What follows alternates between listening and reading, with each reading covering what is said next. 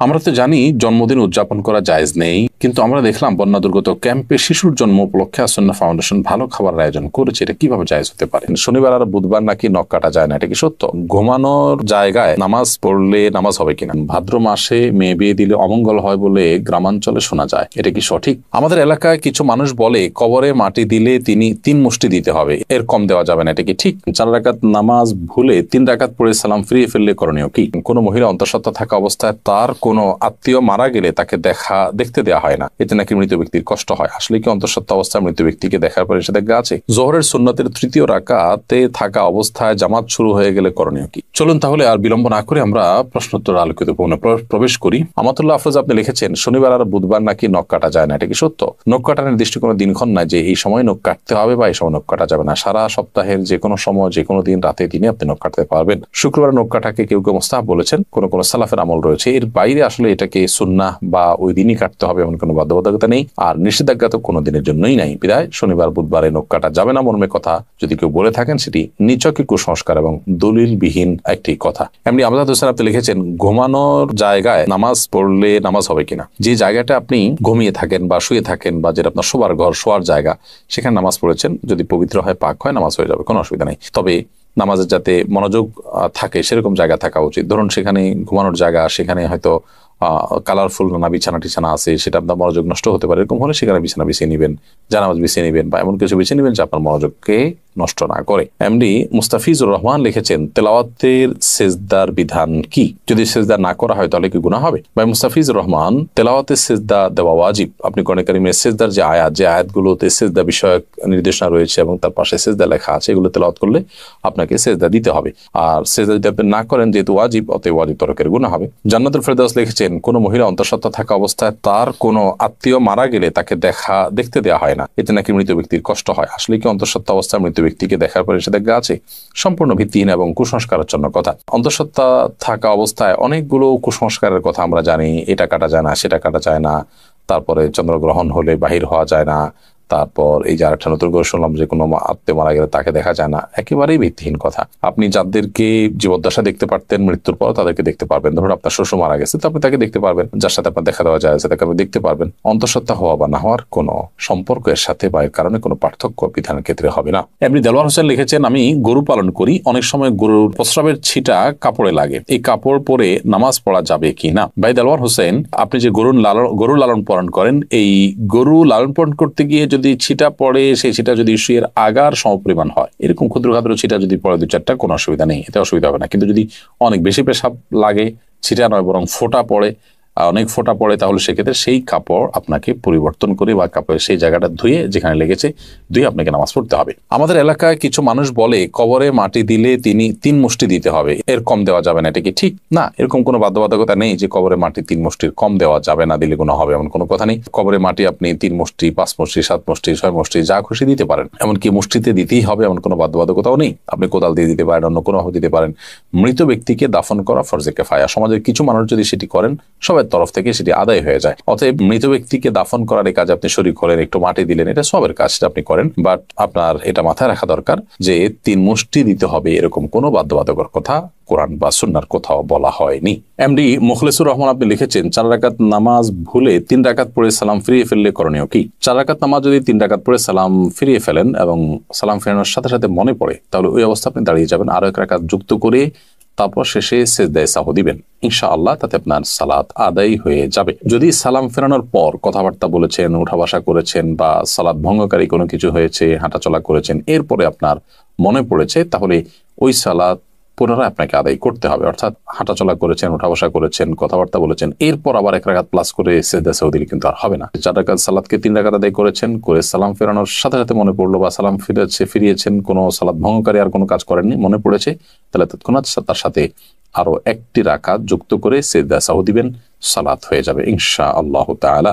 SH Mohammad আল জাবির আপনি লিখেছেন, ভাদ্র মাসে মেয়ে বিয়ে দিলে অমঙ্গল হয় বলে গ্রামাঞ্চলে শোনা যায়, এটা কি সঠিক? না, এরকম কোনো কথা নেই। বিয়ের ব্যাপারে এমন কোনো সময় বা এমন কোনো কাল নেই যে সময় কালে বিবাহ হলে কোনো প্রকার ক্ষতি হতে পারে বা উপকার হতে পারে। বিবাহ সব সময় করা যায় এমন একটি বিষয়। শুধুমাত্র হজের এহরামরত অবস্থায় বিবাহ বন্ধনে আবদ্ধ হওয়া নিয়ে উলামায়ে কেরামের ভিন্ন মত আছে, একদল উলামা ইকরাম জায়েজ বলেন, অন্য দল উলামা ইকরাম না জায়েজ বলেন। তবে এর বাইরে অন্য বছরের অন্য কোনো সময়, রমজানের বাইরে, কাটা চাঁদ বলে আপনার জিলহজ মাসে, কোরবানিদের মাসে, সে মাসে, কিংবা এই ভাদ্র মাসের কথা আমি নতুন জানলাম, তো এরকম কোনো মাসে বিয়ে করলে কোনো অমঙ্গল হয়, মঙ্গল হয়, এরকম মনে করলে সেটি কুসংস্কার এবং বেদাত হবে। এ ধরনের কুসংস্কারের জন্য বিশ্বাসী হওয়া যাবে না। আফরিন জাহান লিখেছেন, আমার বাসায় প্রচুর পিঁপড়া, বিশেষ করে রান্নাঘরে কাজের সময় পিঁপড়া কামড়ায় বলে অনেক পিঁপড়া মেরে ফেলি, এতে কোনো গুনাহ হবে কিনা?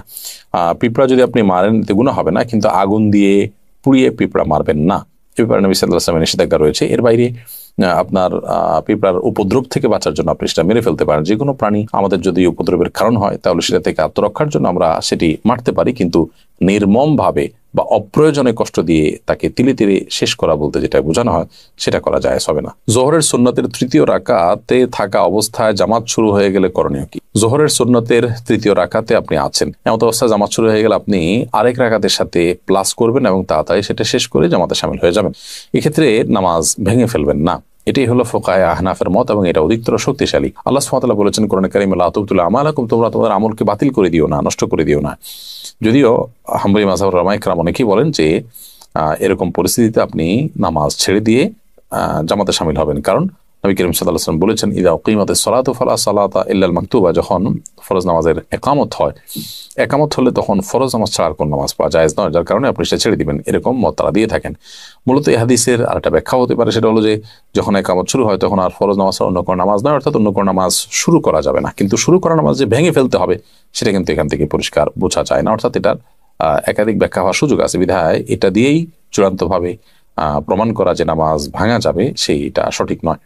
হাসানুল সিয়াম আপনি লিখেছেন, শুনেছি কেউ নেশাগ্রস্ত হলে 40 দিন ইবাদত কবুল হয় না। এখন প্রশ্ন হলো, কেউ নেশা করার পর 40 দিন না হওয়ার আগেই যদি তার ভুল বুঝতে পারে এবং তওবা করে ফিরে আসতে চায়, তবে কি সে ইবাদত করতে পারবে?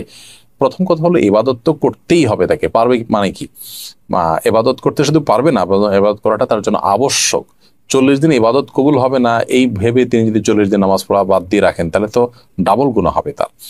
কবুল না হওয়ার দুইটা অর্থ আছে, একটা অর্থ হলো যে বিশুদ্ধই হবে না, আরেকটা হলো যে ইবাদত করেছেন সেটা কাগজে কলমে বিশুদ্ধ হয়েছে, বাট আল্লাহ তাআলার কাছে সেটা অ্যাকসেপ্টেবল হবে না। তো এখানে নেশাগ্রস্ত হলে 40 দিন ইবাদত কবুল হবে না মানে দ্বিতীয়টা উদ্দেশ্য, অর্থাৎ আপনি সঠিকভাবে যথাযথভাবে করে থাকলে আপনার নামাজ হয়ে গেছে, বাট আল্লাহর কাছে সেটা কাউন্টেবল হবে না, অ্যাকসেপ্টেবল হবে না। এখন প্রশ্ন উঠতে পারে, আল্লাহর কাছে অ্যাকসেপ্টেবল না হলে করে লাভ কি? উত্তর হবে যে আপনি করে দায়মুক্ত হলেন, অন্তত আপনাকে আল্লাহ নির্দেশ করেছেন, নির্দেশ পালন করেছেন, সে কাজটা অন্তত হয়েছে।